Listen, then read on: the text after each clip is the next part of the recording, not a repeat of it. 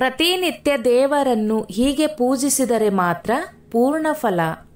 ದೇವರ ಪೂಜೆಯನ್ನು ನಾವು ನಿಯಮಾನುಸಾರ ಮಾಡಿದಾಗ ಮಾತ್ರ ಅದರ ಪ್ರಯೋಜನ ನಮಗೆ ದೊರೆಯುತ್ತದೆ.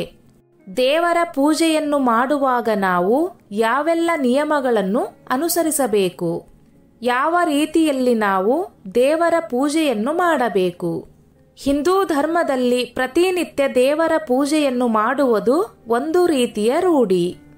ಈ ಕಾರಣಕ್ಕಾಗಿ ಪ್ರತಿಯೊಂದು ಮನೆಯಲ್ಲೂ ಪ್ರತ್ಯೇಕವಾದ ದೇವರ ಕೋಣೆಯನ್ನು ನಿರ್ಮಿಸಿರುತ್ತಾರೆ.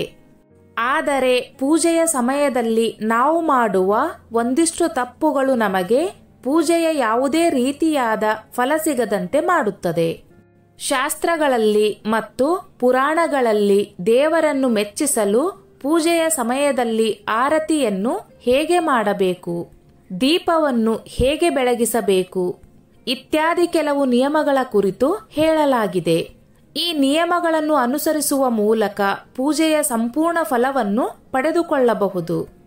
ಪೂಜೆಯ ಶುಭ ಫಲಗಳನ್ನು ಪಡೆದುಕೊಳ್ಳಲು ನಾವು ಯಾವೆಲ್ಲ ನಿಯಮಗಳನ್ನು ಪಾಲಿಸಬೇಕು ಗೊತ್ತಾ?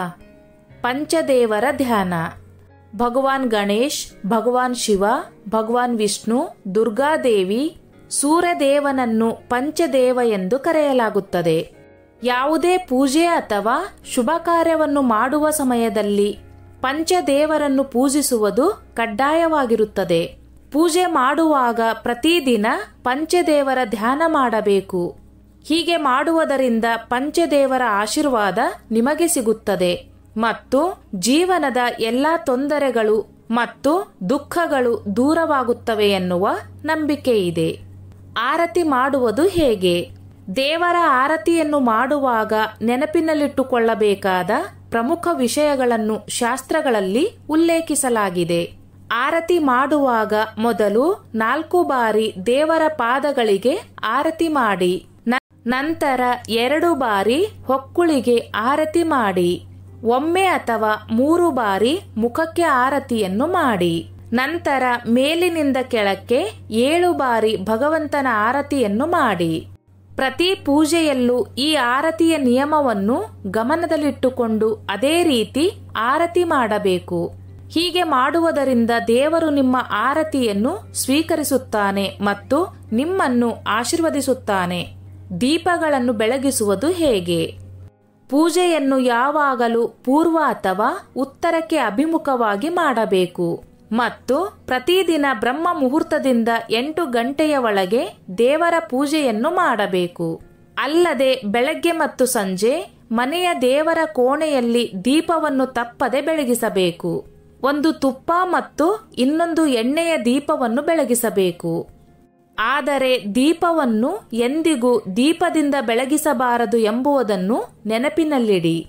ಶಾಸ್ತ್ರಗಳ ಪ್ರಕಾರ ದೀಪದಿಂದ ದೀಪವನ್ನು ಬೆಳಗಿಸುವ ವ್ಯಕ್ತಿಯು ಅನಾರೋಗ್ಯಕ್ಕೆ ಒಳಗಾಗುತ್ತಾನೆ ಎನ್ನುವ ನಂಬಿಕೆ ಇದೆ. ದೇವರಿಗೆ ಹೂಗಳನ್ನು ಅರ್ಪಿಸುವುದು ಹೇಗೆ? ಕಮಲದ ಹೂವನ್ನು ಲಕ್ಷ್ಮೀದೇವಿಗೆ ಅರ್ಪಿಸಲಾಗುತ್ತದೆ. ನೀರನ್ನು ಚಿಮುಕಿಸಿಡುವ ಮೂಲಕ 5 ದಿನಗಳ ಕಾಲ ಈ ಹೂವನ್ನು ದೇವಿಗೆ ಅರ್ಪಿಸಬಹುದು. 6 ತಿಂಗಳುಗಳವರೆಗೆ ಶಿವನಿಗೆ ಒಂದೇ ಬಿಲ್ವಪತ್ರೆಯನ್ನು ಅರ್ಪಿಸಬಹುದು. ಆದರೆ ನೀರಿನಿಂದ ಸ್ವಚ್ಛಗೊಳಿಸುವ ಮೂಲಕ ಪದೇ ಪದೇ ಈ ಹೂಗಳನ್ನು ದೇವರಿಗೆ ಅರ್ಪಿಸಬಹುದು. ದೇವರಿಗೆ ಹೂವನ್ನು ಅರ್ಪಿಸುವ ಮೊದಲು ಅದನ್ನು ಒಂದು ಶುದ್ಧವಾದ ಪಾತ್ರೆಯಲ್ಲಿ ಇಟ್ಟು ನಂತರ ಆ ಹೂಗಳನ್ನು ದೇವರಿಗೆ ಅರ್ಪಿಸಬೇಕು. ತುಳಸಿಯನ್ನು ಅರ್ಪಿಸುವುದು ಹೇಗೆ? ಸ್ನಾನ ಮಾಡದೆ ತುಳಸಿ ಎಲೆಗಳನ್ನು ಕೀಳುವುದು ನಿಷಿದ್ಧ ಎಂದು ಶಾಸ್ತ್ರಗಳಲ್ಲಿ ಹೇಳಲಾಗಿದೆ. ಪೂಜೆಯ ಸಮಯದಲ್ಲಿ ದೇವರು ಅಂತಹ ತುಳಸಿ ಎಲೆಗಳನ್ನು ಸ್ವೀಕರಿಸುವುದಿಲ್ಲ. ಅಲ್ಲದೆ ಭಾನುವಾರ, ಏಕಾದಶಿ, ದ್ವಾದಶಿ, ಸಂಕ್ರಾಂತಿ ಮತ್ತು ಸಂಜೆಯಂದು ತುಳಸಿ ಎಲೆಗಳನ್ನು ಕೀಳಬಾರದು. ತುಳಸಿ ಎಲೆಗಳನ್ನು ಶಿವ, ಗಣೇಶ ಮತ್ತು ಭೈರವ ದೇವರಿಗೆ ಅರ್ಪಿಸಬಾರದು ಎಂಬುದನ್ನು ಗಮನದಲ್ಲಿಟ್ಟುಕೊಳ್ಳಿ. ಪ್ರತಿದಿನ ನೀರನ್ನು ಚಿಮುಕಿಸಿ ಒಮ್ಮೆ ಅರ್ಪಿಸಿದ ತುಳಸಿ ದಳಗಳನ್ನು 11 ದಿನಗಳವರೆಗೆ ಮತ್ತೆ ಅರ್ಪಿಸಬಹುದು. ಗಂಗಾಜಲವನ್ನು ಅರ್ಪಿಸುವುದು ಹೇಗೆ? ಪವಿತ್ರ ಗಂಗೆಯ ನೀರನ್ನು ಯಾವಾಗಲೂ ತಾಮ್ರದ ಪಾತ್ರೆಯಲ್ಲಿ ಇಡಬೇಕು. ಪ್ಲಾಸ್ಟಿಕ್ ಅಥವಾ ಅಲ್ಯೂಮಿನಿಯಂ ಮತ್ತು ಕಬ್ಬಿಣದಂತಹ ಯಾವುದೇ ಅಶುದ್ಧ ಲೋಹದ ಪಾತ್ರೆಗಳನ್ನು ಗಂಗಾಜಲವನ್ನು ಇಡಲು ಬಳಸಬಾರದು. ಅಲ್ಲದೆ ಪೂಜೆಯ ಸಮಯದಲ್ಲಿ ಇಷ್ಟಾರ್ಥಗಳನ್ನು ಪೂರೈಸಲು ದಕ್ಷಿಣೆಯನ್ನು ನೀಡಬೇಕು. ದಕ್ಷಿಣೆಯನ್ನು ಅರ್ಪಿಸುವಾಗ ಎಲ್ಲಾ ದುಶ್ಚಟಗಳನ್ನು ತ್ಯಜಿಸಲು ಸಂಕಲ್ಪ ಮಾಡಬೇಕು. ಹೀಗೆ ಮಾಡುವುದರಿಂದ ಇಷ್ಟಾರ್ಥಗಳು ಬೇಗ ಈಡೇರುತ್ತದೆ. ಪ್ರದಕ್ಷಿಣೆ ಹಾಕುವುದು ಹೇಗೆ? ಮನೆಯ ದೇವರ ಕೋಣೆಯಲ್ಲಿ ಪೂಜೆ ಮತ್ತು ಆರತಿ ಮುಗಿದ ನಂತರ ಒಂದೇ ಸ್ಥಳದಲ್ಲಿ 3 ಬಾರಿ ಪ್ರದಕ್ಷಿಣೆ ಮಾಡಬೇಕು. ಆದರೆ ದೇವಸ್ಥಾನಕ್ಕೆ ಹೋದಾಗ ನೀವು ವಿಷ್ಣು ದೇವರಿಗೆ 4 ಪ್ರದಕ್ಷಿಣೆ, ಗಣೇಶನಿಗೆ 3 ಪ್ರದಕ್ಷಿಣೆ, ಸೂರ್ಯದೇವರಿಗೆ 7 ಪ್ರದಕ್ಷಿಣೆ, ದುರ್ಗಾಮಾತೆಗೆ ಮತ್ತು ಶಿವನಿಗೆ ಅರ್ಧದಷ್ಟು ಪ್ರದಕ್ಷಿಣೆಯನ್ನು ಹಾಕಬೇಕು. ಇದು ಧರ್ಮ ಗ್ರಂಥಗಳಲ್ಲಿ ಉಲ್ಲೇಖಿಸಲಾದ ಪ್ರದಕ್ಷಿಣೆಯ ನಿಯಮವಾಗಿದೆ. ಈ ನಿಯಮವನ್ನು ಅನುಸರಿಸುವ ಮೂಲಕ ದೇವರು ನಿಮ್ಮ ಪ್ರದಕ್ಷಿಣೆಯನ್ನು ಸ್ವೀಕರಿಸುತ್ತಾನೆ. ದೇವರ ಕೋಣೆಯಲ್ಲಿ ಈ ವಿಗ್ರಹಗಳು ಇರಬಾರದು. ದೇವರ ಕೋಣೆಯಲ್ಲಿರುವ ವಿಗ್ರಹಗಳು ಕೇವಲ 1, 3, 5, 7, 9 ಮತ್ತು 11 ಇಂಚು ಎತ್ತರವಿರಬೇಕು. ಅದಕ್ಕಿಂತ ಹೆಚ್ಚಿರಬಾರದು.